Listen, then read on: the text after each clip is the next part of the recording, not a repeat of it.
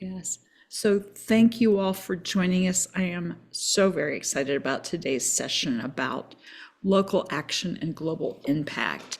Um, the Quorum community spans across countries, big cities, small towns, and one thing that unites us is all of our commitment to change, taking action, creating positive change. Today's session highlights that spirit through two extraordinary women from Quorum's St. Joseph, Missouri chapter. St. Joseph is a city of about 72,000 people in the U.S. heartland. And the work being done by the speakers there is having far-reaching impact. First, Natalie Hawn, besides being one of our Quorum St. Joseph co-chairs, she's the president and CEO of the St. Joseph chapter, the St. Joseph Chamber of Commerce. She's a driving force behind business growth and economic development in the region. She lends her leadership to both state and national boards. This year, she was honored with the 2024 Women of Achievement Award by Missouri's Lieutenant Governor. Moderating today's session is Dr. Latha Varghese. Latha is the executive director of the Stuber Health Center, which is one of the oldest free and charitable clinics in the country. Since stepping into her role last year, she's led the center to national recognition, being named Member of the Year by the National Association of Free and Charitable Clinics, and that's out of like 500 clinics. It's very impressive. So without further ado, I'm going to hand this over. Thank you so much, Natalie and Latha, for agreeing to share your insights with us today. Thank you for having us. Yeah, thank you for having us.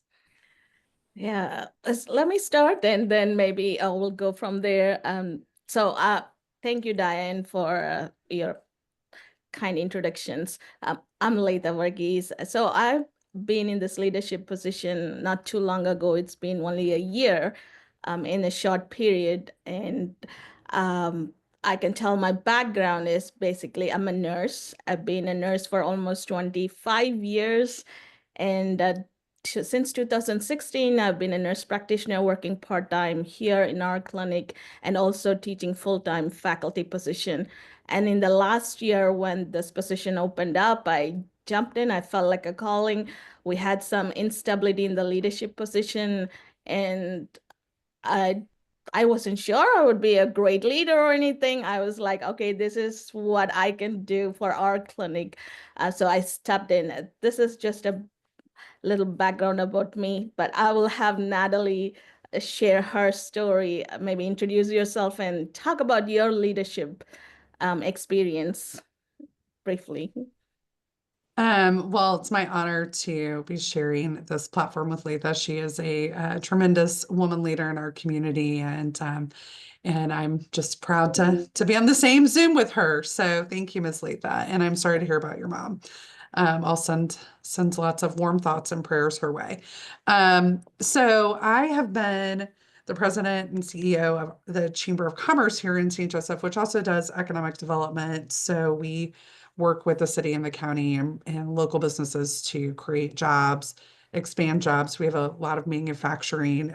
Being in the middle of the US, we have a lot of manufacturing for specifically kind of transportation, animal life science. So we have Boehringer Ingelheim here, and we do a lot of animal pharmaceuticals and a lot of food industry. And being centrally located is why we have a big manufacturing base. We're the third largest exporter in the state. So I've been at the chamber about 20 years in August. And prior to the CEO role, I've been in that role for 3 years. I was in charge of membership, which really did all of our programming for our businesses, worked a lot with our small businesses and startups, and did all of our fundraising. So in this particular role, obviously I'm over our board of directors, but I also do economic development. I will say that our organization was founded in 1862. I am the first female president of our organization. And I will say that I think there were a lot of people surprised that I got this role. They did do a national search, so I was competing with people from all over the country for the job, which is the way I wanted it. I wouldn't have wanted the job without a national search because I wouldn't have wanted to leave anything to the imagination that I didn't deserve the job. And so I fought for it and I got it. I think that it was a challenging role to step into because one, I had already been in the organization and I had very much been labeled as the party planner. And then having to step into the boardroom with a lot of a lot of men. You know, we're 90%, most of our businesses were 90% male ran, which is just the nature of the demographic of where we are and the manufacturing field. So I'm at the table with a lot of men. I'm oftentimes the younger person in the room, and so that definitely has had some fun challenges over the last 3 years, which is one of the reasons I leaned on mentors like Karen and Karen. And one of the reasons that we worked to create the QI chapter was because one of the gaps that I was seeing in St. Joseph for women leaders was the mentor piece and really just having women cheerleaders, women to bounce ideas off of in an authentic space where you were getting feedback, positive feedback, but also raw, real feedback. And that's where I really leaned in with Karen, Mel, and Carol. And we thought, you know, there's a gap. Like we need to lift and elevate women in our community. And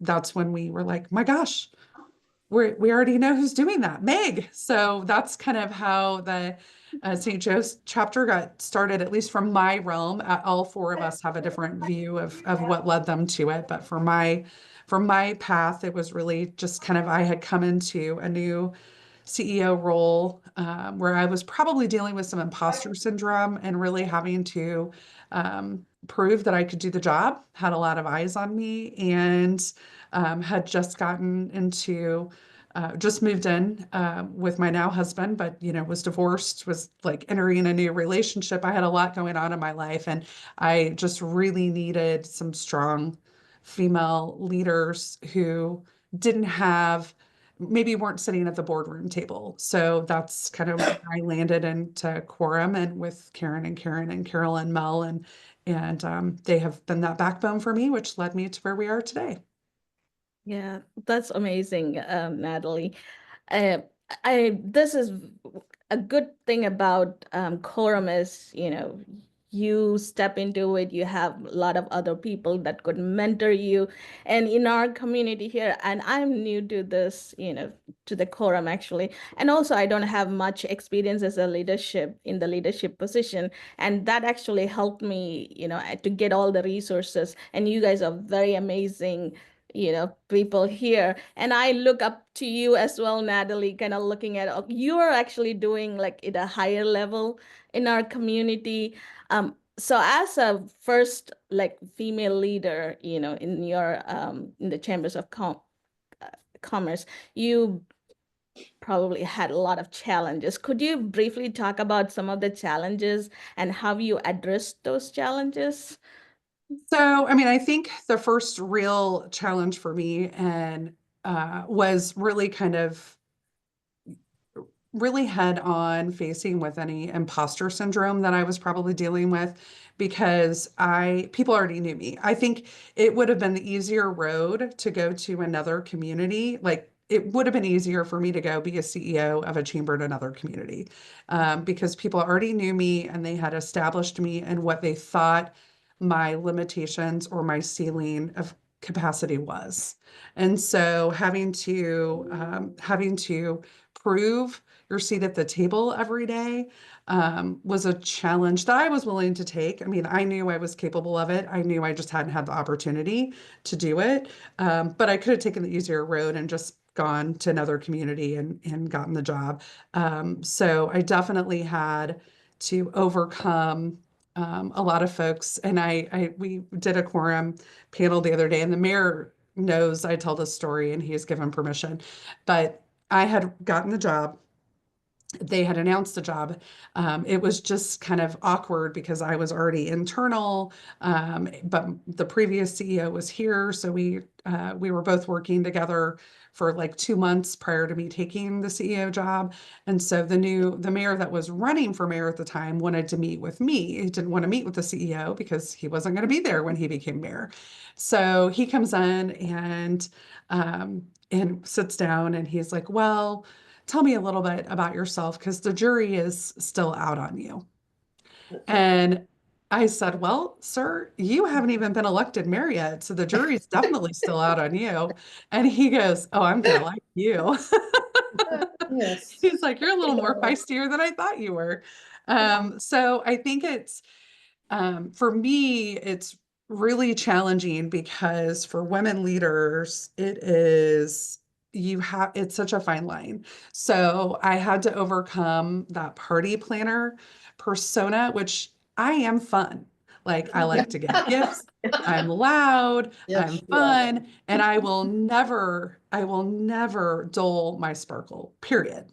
And so it had to be, okay, how do I balance that with being taken seriously in a boardroom and not being seen as I'm trying too hard? Because a lot of women leaders in the boardroom overcompensate. This is where that imposter syndrome comes in, where they overcompensate for maybe insecurities or being uncomfortable. Because as women,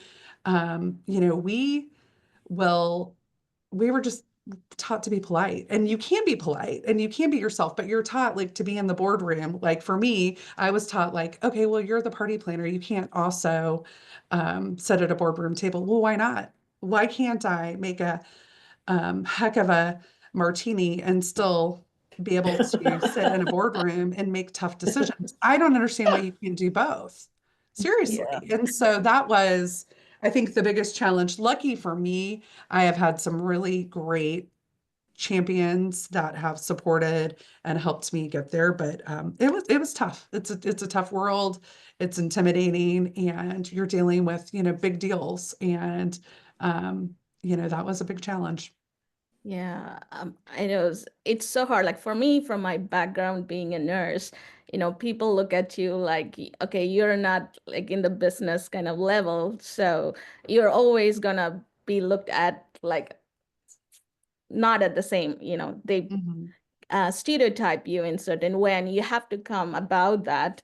And that's a Mhm. real challenge. And in the last 3 years, I know you talked about the imposter syndrome and all those, um, and some of the things. What are some of the things that you did to overcome those?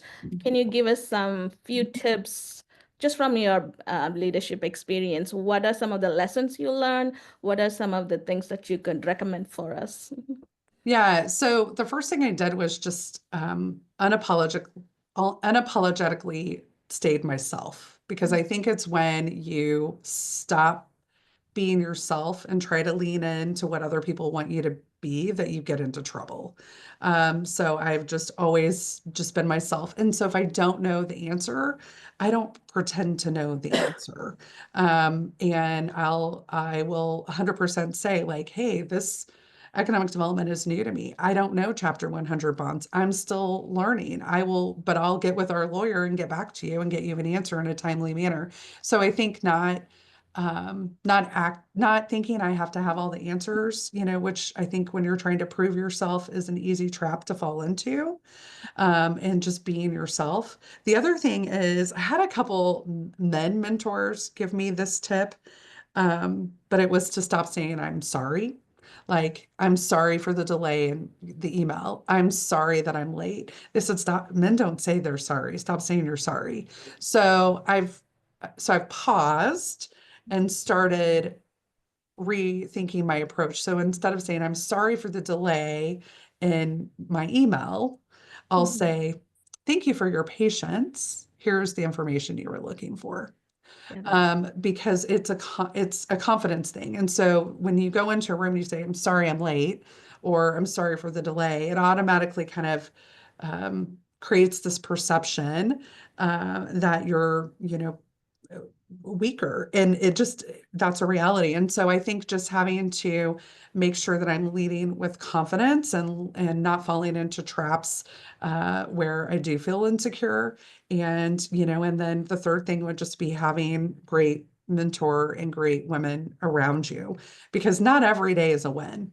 And, yesterday was not a win for us in St. Joe. We lost a ballot initiative that I've been working really hard on with a lot of other great people, and it wasn't a win for us. And so I think it's just having people to sit with and confide with when you have days that aren't great days. So that's your personal board of directors is really important. Having that personal board of directors at your table that can help you when you're having those days that you need to regroup and not give up, like losing a school district ballot initiative yesterday. Yeah, that is sad that we had that happen. And I definitely love what you said, just being true to ourselves and being unapologetic. Those are great points. I would say the same. I'm still learning, but those are some things I think you learn as along, like being in this kind of group of like-minded people, right? Yeah. That's amazing. I know with the Chambers of Commerce, you have done a lot of amazing work. Could you share a little bit about a small initiative that had a global reach or a statewide reach? Yeah, so this gets more into the military realm, but we have a military base here in St. Joseph, the 139th Airlift Wing, and I had the honor and privilege. So I made the agreement with myself that the first year I was in this role, I would just say yes to every opportunity that came to me.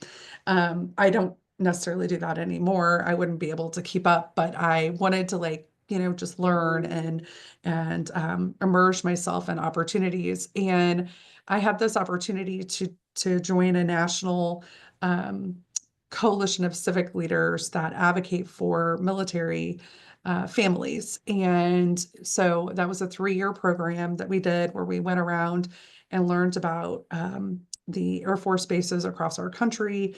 And we were able to meet with a lot of young airmen and women, and we created initiatives.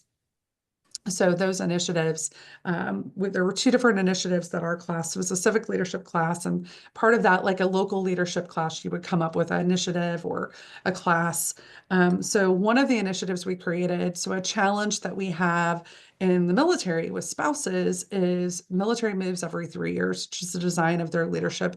And when they move, their spouses don't have the ability to cross credentials. So if you're a nurse or a teacher, you can't move from Missouri to Kansas. So we basically penalize those folks that are, serving our country. So we worked hard at legislation, and we now almost have all of the states covered, where if you're a military spouse and you move, your credentials, whether that's a teacher or nurse, follow with you. The other initiative that we did was around Sean's House, which the original Sean's House is at Dover Air Force Base. But we leaned in over the last 2 years and did a lot in the area of mental health. So one of the big challenges in the Air Force with young airmen is if they're struggling with mental health, they can't say anything because they lose their air ability to fly. Because if you think about it, if you're in a cockpit, you are not going to let somebody fly who's told you that they're struggling with mental health. So it's become a huge, huge issue in the military. And so we worked on an initiative that started in Dover, and we worked to get those in all of the AMC Air Force bases across the country to have some capacity of a Sean's House, which is Sean's House is a safe space for mental health awareness for young airmen and women in our country.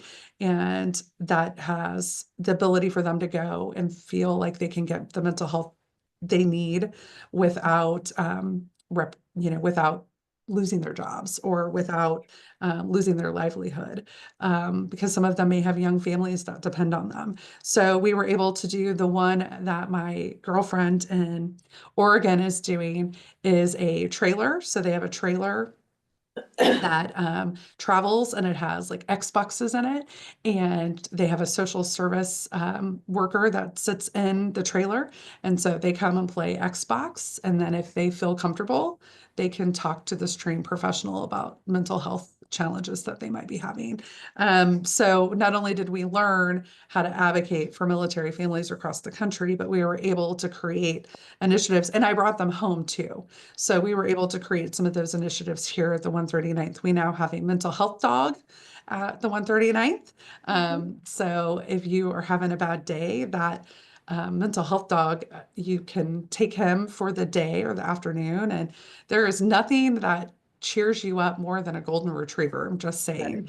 And then they also have safe space for trained professionals. So they wear color-coded medallions on their coats where you can go to them. If they have a certain color, that means it's a safe space to have a mental health conversation. But even just little things like having a mental health dog.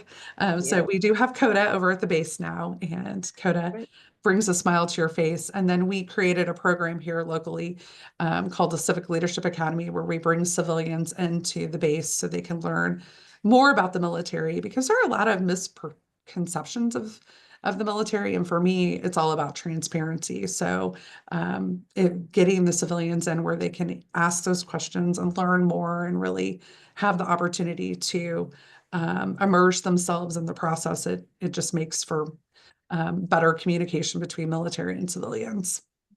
Yeah. Yeah, so this reminds me of a code like from St. Francis of Assisi, like do what is necessary and then do what is possible, and suddenly you're doing impossible things. So what you measure was like in the first year, you try to kind of get in all the projects that you can, that it's kind of a, we all do, right? And same thing for me too, like for the first year, I want to just do whatever comes in my way, but we want to keep everything going. But like that code, just doing what is necessary, that's all. And then even when Diane was mentioning about the NAFC, that we are the member of the year, I feel like simply like, I didn't do anything big. It's just what is supposed to be done. That's what we're doing. And it does have a ripple effect. And you can see that recognition at the national level or other places, and you're making some impact on other people's lives. So, yeah. Right. You just, I mean, I just say that like I thought I was going to St. Louis to a meeting, and then it ended up being this opportunity to travel around the world and support men and women across the country. And I kind of dumb lucked into that one. I just said, yeah, I'll go to this leadership training, and then it turned into a 3-year program. So sometimes just taking that leap of faith pays off. Yes. I truly agree with that. Taking that leap of faith. Yes. I and in the St. Joseph area, we are blessed with a good community group. Like we have a lot of people collaborating and stuff. I know what we do, we cannot do without the community, right? So what is your experience in terms of community collaboration, and how do you have some recommendations how to engage them in what the initiatives that we do? So I would say that being a community leader is hard. Being a community leader in today's world is even harder. But I think that people are called to do this at this time. It's more important than ever, because I think having balance and rational leaders at the table who have the best interest of fighting for community is so important, because it's a very divided decisive time right now as not just a nation, but that trickles down into your local community. And, it's tough sometimes, because not everybody at the table is rational. Yeah. And I'm a natural collaborator. So to me, everyone's voice is important, and everybody has, if they're willing to roll up their sleeves and make our community better, they have a place at the table. It doesn't matter who they are, what background they have, if they moved here a year ago, if they're an immigrant, if they've been here for, 40 years or 6 generations, if they want to make a better community and they're willing to roll up their sleeves, in my opinion, they have a seat at the table. So to me, it's collaboration is the key there. Listening more than you talk is important. And figuring out solutions together. But it's a very divisive time. It is a tough time to be a leader. I used to love the Chinese proverb, to live in interesting times. I'm kind of over living in interesting times, from the pandemic to the political state of the last few years. I'm kind of over it. I kind of like just some, very peaceful, quiet, dull times. Because it's a tough space at a state level, at a national level, at a local level. It's a tough time, to be trying to lead people and be at the table. Yeah, it is definitely challenging to have all the like-minded people. If you have the like-minded people, it's amazing, but true story is, the reality is it's not, right?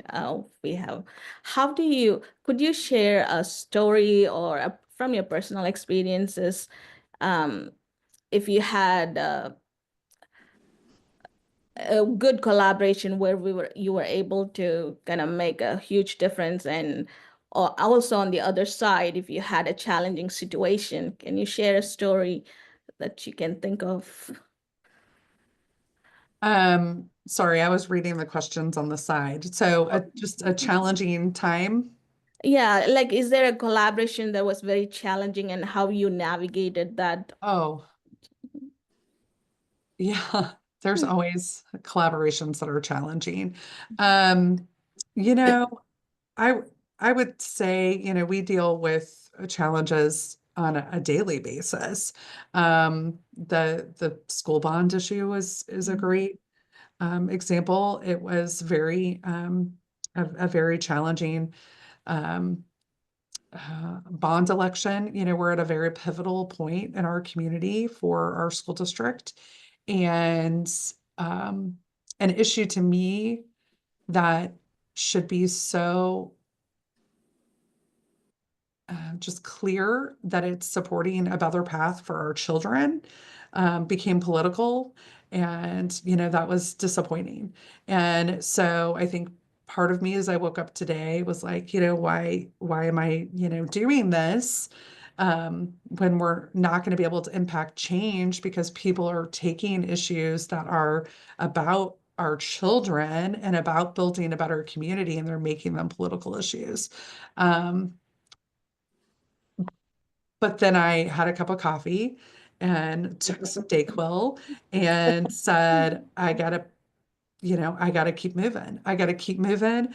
And I started pulling voter data, and I started looking at some polling stuff, and I started texting the school board saying, okay, here's some ideas on how to move forward.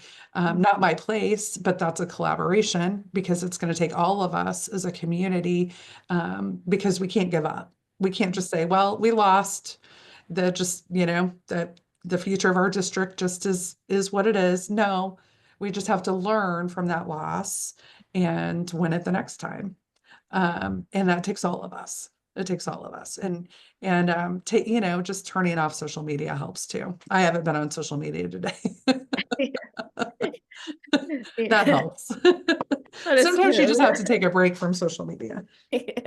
Yeah, social media can be to the good, and also, like, in disappointing times, it can Yeah. be a hell Yeah. lot thing. So it would be a good segue kind of to talk about social media. I know we have to still keep moving forward, right? Regardless of, because our aim and goal is to make an impact in our community.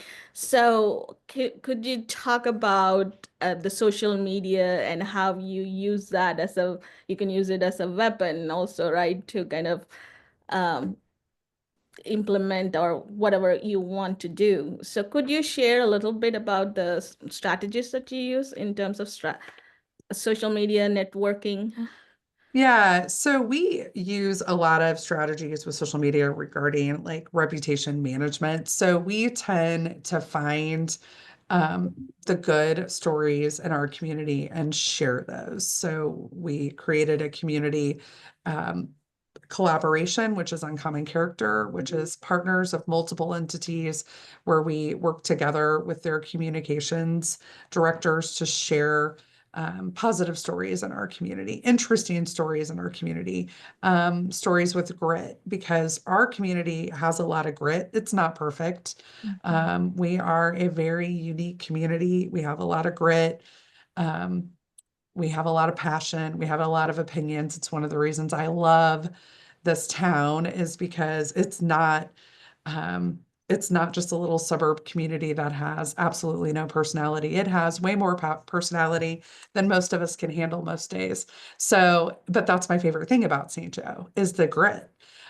So we share those stories about people that have grit, places that have grit, these cool entrepreneur stories, because we're a town that was created by entrepreneurs. We were the first trading post to go to the gold rush, the last trading post to go to the gold rush. We had more millionaires per capita at the turn of the century than New York City did. So we were founded on entrepreneurs. So we try to lean in on telling the stories of the people who are truly making a difference in our community. We tend to go towards the positive versus the negative because I think you just hear so much negative on social media. And I won't go there personally on social media. That's just a personal brand decision I've made that I won't go to the negative on social media, but we also do that as an organization. So an example would be we heard a business was closing and it was just a negative it was trying to make negative spur on social media because unfortunately negative gets more attention than positive. It's always been that way in the media. Now it's that way in social media. It just is what it is. And so because your brain kind of gets triggered to that reaction, and so when you get the positive reaction from negative, then you skew into that and do it more and more. So we will take a story. So I saw that story. I had elected officials calling me, oh my gosh, this business is leaving. This is massive, la, la, la. Well, so what we chose to do was share a story about that business just recently doing a $30 million expansion. Because if you just did a $30 million expansion, the common sense people are going to say, well, they're probably not closing if they just did a $30 million expansion. So instead of commenting to that person, because the elected official, you've got to comment, we just shared the story to change the narrative. And so then the executives at that company started sharing the story, and then the newspaper picked up on it. And so all of a sudden we've changed the narrative, and it no longer became about that company leaving, but about, oh yeah, they just invested $30 million in their facility, and we're so lucky to have them. So we work really hard at that. You do have to have some strategy around it. And I do encourage people to have a personal brand as well if they're going to be on social media. Have some thoughtfulness about what you're sharing and what you want your persona to be on social media, because it's going to follow you to your children, to your grandchildren, to your jobs. So, definitely want to be thoughtful about it. Yeah, yeah, that's that is true that you have to change the narrative, right? And it has a huge impact. And just in my 1 year of leadership, that's one point that I also recognized was social media is a power, like it's a tool that you can use it, right? For us being a free charitable clinic, we're like, yeah, we're making an impact. We're helping our clients. We want to do our best. So it's not just about the skill, but you have to spread the word. And that's a key thing. And we have an amazing Friends of Free Clinic. It's a program that funds it's an organization actually solely funds the social welfare board of Stuber Health Center. And we recently had an event where we actually had a patient come and speak in the event about what kind of impact that the clinic made to her life and her family. And that was well received. And that was a huge thing. So I see how, and we also had the news press coming, we had the Kiki 2 coming, and I'm hearing stories from other people around the town, about, okay, we do have this free charitable clinic here, and they're doing a lot of amazing things here in our clinic. So that is very powerful, having that social media and changing the narrative is really important for the growth of the business or whatever we are doing. Mhm. And it's so hard to kind of keep at it, right? Like Yeah. trying to be persistent, consistent about that's very important. Mhm. And yeah, so could you share, I know we are kind of talking about here and might be here soon and in the near ending the session. Would you talk about some of the common barriers that you faced as a women leader in the leadership role, and how we can, and you already kind of talked about some of the things. Could you share more about some of the barriers that you faced and how you overcome? Well, some of the barriers I face, Mhm. we have to do a better job supporting women leaders. Um, and I said that because I find often that sometimes other women leaders are harder on you than some of the men leaders. And I don't know what that is about. It could be about insecurities. It could be a lot of different things, but I do think it is hard in some spaces to be women leaders, and we have to do a better job of supporting other women leaders versus being jealous of them or not making space for them at the table. And so that is why, for me, like the President's Camp, we have started our own women's leadership group at the chamber, because to me, it is not just about supporting other women leaders at your level, but you should be paying it forward. So, and to me, I would say it's not all women, and it's probably no women in this Zoom, but I do think we have to do a better job of supporting other women leaders. I do find that sometimes when you get to the top, and it's not necessarily locally, it could be at the state level, but I've just come into contact with some other women leaders who make it competitive, who aren't necessarily making a space for me at the table. They make it a competition. And I don't have men counterparts that do the same thing. So I do think that has been a challenge for me because I'm a girl's girl. I want to lift women around me. I want to mentor women. I want to bring women with me. If I'm at the table, I'm going to bring a woman with me to that table.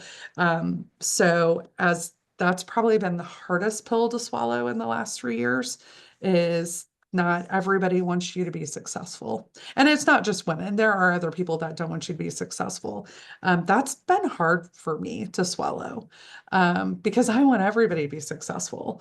And not everybody wants you to be successful. And the more successes you have, the less people want you to be successful. It's to the point that, like, I'll tell my team if I get like an award or something, and this is horrible, and this is me being very vulnerable, but I'll tell them, don't share it. Like, I don't want people to know that I got that award or that accolade, because not everybody cheers for your successes.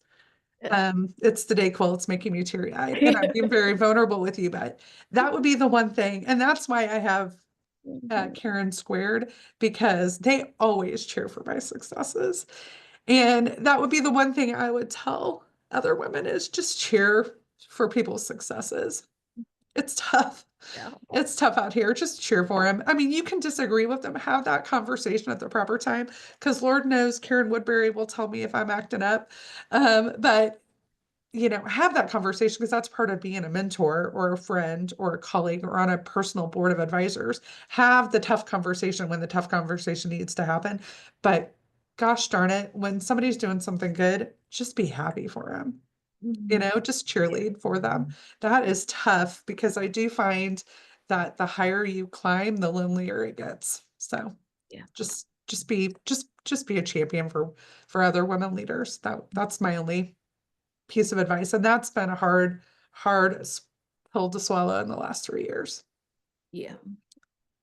Thank you for sharing. Yeah. Yeah, it's not easy. I know one of the things we try to hide, from my experience, I would say, we keep striving our best. We keep doing what we have to. We never share our challenges or vulnerabilities with other people, because we always think other people are gonna judge me, or They're going to think you're weak. yes, yes. And I know we can be bold and say, oh, whatever they say, I don't care about it, or, we can keep going, but we are still human being and we have a soul inside us. Sometimes it gets crushed, and I know you hide it, but I think this is being in the quorum. I think you can be vulnerable. I love that thing, that we can be true to ourselves, we can be ourselves, and there are women that are there to support us and build us. And Yeah. that's that I'm blessed to kind of join this. And I know, like at St. Joseph here, we have this local chapter with the quorum, and every time I come in, and when I am in the mentoring circle, like I started that yesterday, I feel like, okay, sometimes you cannot share this with other people in my clinic here. I have a medical director who is a man, but I cannot be open with him about my challenges. I cannot, but I have a women group here where I can be vulnerable and even share about things that what I'm going through.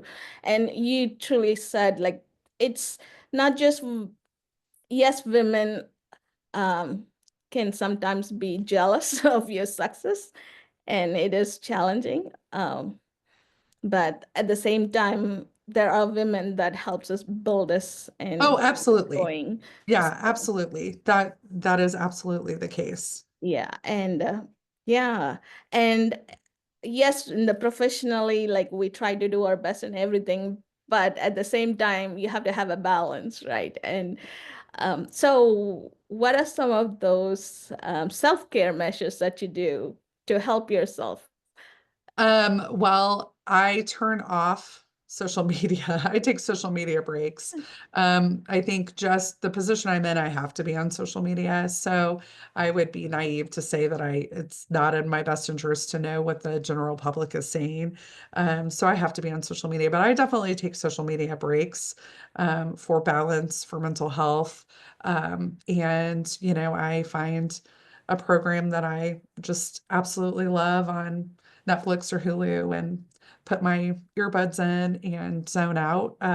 That's usually for me, disconnecting is sometimes a good thing, for balance, or if it's a podcast or a book. But I do take time every week, whatever that is that week that I'm into, whether it's walking and listening to a podcast, I take time to do that, because if you don't, there's always work to do. And the type of work where you're really trying to move the needle on a community and doing a lot of community development.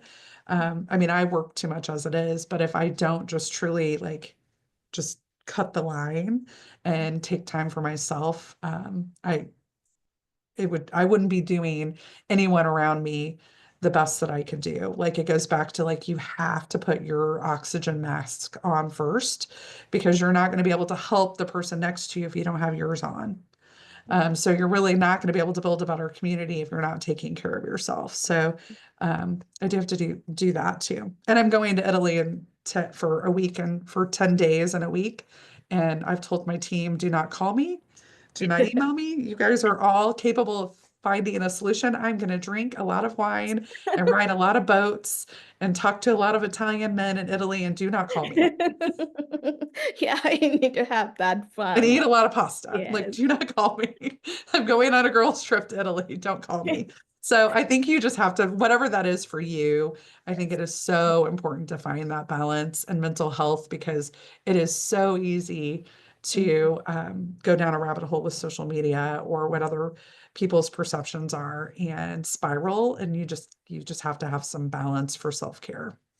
Yeah, that is true. Um, this would be my final question for you. I know, so our journey is not always, like you said, it's not always like success after success after success, right? You're gonna have some moments of disappointments. And what keeps you going? Like, how do you motivate yourself um, to keep going, like doing what you need to be doing? Yeah. So I like to tell my team a lot, like when you have big losses, set yourself up for some wins.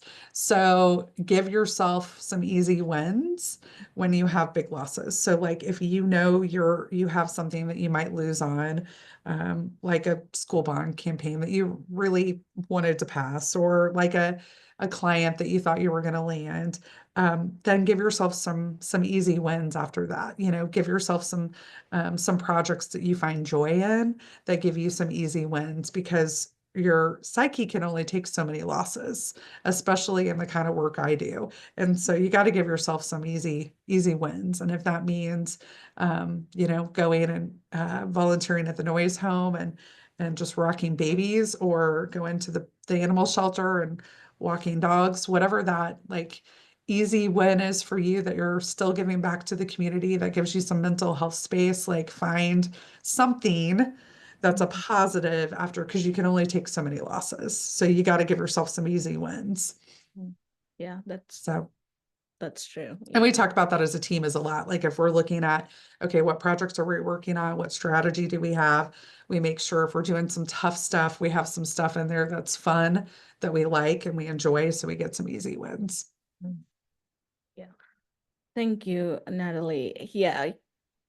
And this is wonderful to hear from you, talk about your personal stories. And I can reflect, within myself, some of the things that you've gone through. And but I think we have an excellent like group here, and we will continue to share our vulnerabilities and Yeah. get some mentoring and keep going, right? Right. It's because it doesn't matter, what your profession is, or if you're retired, or a stay-at-home mom, or whatever it might be. I mean, we all face some of the same challenges. And I think just being able to have that vulnerable, real conversation helps make us better people. Yeah. So, Yeah. Thank you. yeah, I thank will you. have Diane or Meg gonna take over if it is okay with you guys. Yeah, thank you, Latha and Natalie. Thank you so much. What a great conversation. Really appreciate you sharing your stories. Just out of curiosity, have your organizations been impacted by all this federal funding being pulled? I can say with we do receive funding from Title 10, and Okay, we're around like $300,000 that we okay, did last year. So currently they said it's it's frozen right now, and yeah. we will be hearing something at the end of this month. About whether they might release it or whether it's fully Yes. gone. Yeah, okay, yeah. Mm. Yeah, we also had another funding that helped that community health workers program, and that was also terminated, actually. Okay. Yeah. We had done a lot of groundwork on a really cool new project that we were getting ready to hopefully launch in the next year or two, which is a public market and restaurant incubator space downtown St. Joe, that we would also Oh. do like international farmers markets and Sure. kind of a maker space. And we were all set in some pretty significant grant funding to get us across finish line for that project, and that's been all halted. So that's been a passion project for me for the last 4 years, and yeah, it's been halted. So that's been hard. That's been hard because I've worked really hard on that project, and we had to have some grant funding to get it across the finish line. So my organization, not as much, but some of the passion projects that we've really been working on to move our community forward have definitely been impacted. Education, I think, will be impacted, and that concerns me. So, and that obviously affects my job. Like, even though it might not be my organization day to day, the ability to educate our kids affects my ability to do my job. Yeah, for So, sure. Yeah.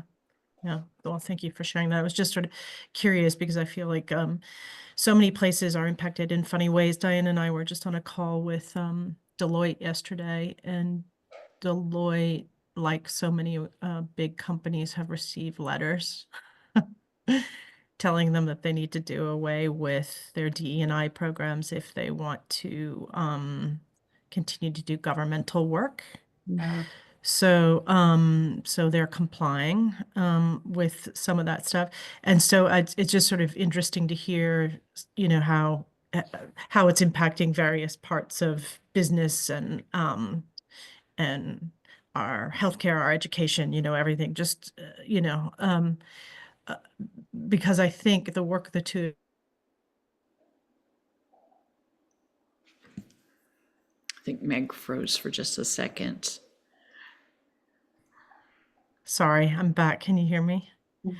Both of you are doing such amazing work about how you build and add to your communities, and so it's going to be a time, obviously, where everybody's going to have to think out of the box, I think, in terms of how you continue to move things forward so you don't lose momentum. Yeah. Yeah. No, that's well said, Meg. We literally just had a meeting this morning having that conversation of how do we get a win with this project we've been working on for 4 years. That's a smaller win so that we don't lose momentum. Right. And hope and all the Yeah, other and good hope stuff. and Yeah. yeah, Yeah. good Well, point. I want to just congratulate both of you on the amazing work that you're doing and the leadership you've been showing, and for sharing your stories today with all of us, because it's so incredible and powerful. And keep up the good work and fight the good fight, because we need you out there representing. And the couple things that that you made me think about in your conversation that I thought I would share back with the group was this notion that self-care is an absolute necessity for all of us, and we tend to forget about it. And so we need to really make sure we're doing that and reaching out to others that can help us with that, because it's such a critical element to keep us strong, healthy, and able to be out there fighting for what we believe in. So that's really important. I love too, because I do think this women, in order to believe that they need to be taken seriously by others, they can't show vulnerability. And I love that the message you gave to us today about the fact that vulnerability is actually a really important part of leadership and being able to find safe spaces where you can do that and be, remain true to yourself. No matter what, is really important. So I thought I would reiterate that message. I loved that. There's also a lot of the story of grit that both of you are working through. It's that notion of not giving up, not giving up no matter what you're presented with. And I think that that's amazing. Sometimes it's even just the smallest tweak that we make that can actually continue the great work that's underway. You just have to be willing to, imagine it slightly differently. So I encourage all of us in these times not to give up. There's so much negative noise and hardship that's going on, but there's a lot of people out there that need our help. So, we got to be ready for that. And then the last message that I absolutely love, and we should never forget, is how we do pay it forward. So, Natalie, thank you for saying that. And it's it's such an important part uh, of the work I think all of us do every day and need to continue and encourage others to do as well. So thank you for sharing that. So I kind of consider those our action items for our call today. What does everybody think about that? All right. Yeah. Those seem like the right ones for us. I would, Natalie and Latha, I would wish I could reach out and hug you, but it's so great to see both of you, and thank you for taking the time to share your stories with the group. They're so powerful. And Diane's recording, so we're going to share it out to the community more broadly too, for those that weren't able to make it, so that they can listen as well. So thank you for that. It's we really appreciate it. The only other thing that I wanted to mention was Latha mentioned we just started a whole group of mentoring circles, and so one has kicked off, but we will start a second later in the year. So just know that I think there was a fantastic dialogue last night or yesterday afternoon in the calls that was had for the first mentoring circle. We also had a first mentoring circle in the UK. Actually, I think they're on their second call, Diane, already. And they're a third, see, and they're going strong. And it's been an amazing way for us to connect, particularly in these difficult times. So I do encourage people to think about that opportunity. Also, if there's any way anyone's able to join us at the end of May in Narrowsburg, New York at the Blue Fox for Quorum's retreat. We have an amazing program planned, and it's a great moment to do some self-care, surrounded by amazing people and we'll be sort of trying to take in all the beauty of the outdoors as much as possible, as well as sharing stories and backgrounds and with a lot of the local women who are doing really some interesting things in the community. So so that's what's planned for the retreat. So if you can make it, we would love to have you. And Diane, what have I forgotten? Anything important? I think that's it. I just want to reiterate what Meg said. A big thank you to Natalie and Latha and all of the extraordinary women in St. Joseph, because the local impact that you have supporting other women, helping the young women like Madam President Camp, the ripple effect is I mean, it's like you don't see the benefits always in the short term, but I have no doubt that this is going to create massive change down the road. So thank you. Yeah, for sure. Aaron. Yeah. Anyway, thank you all. Thank you all. So nice to see everybody. Thank you. Thank you. Have a great rest of your week.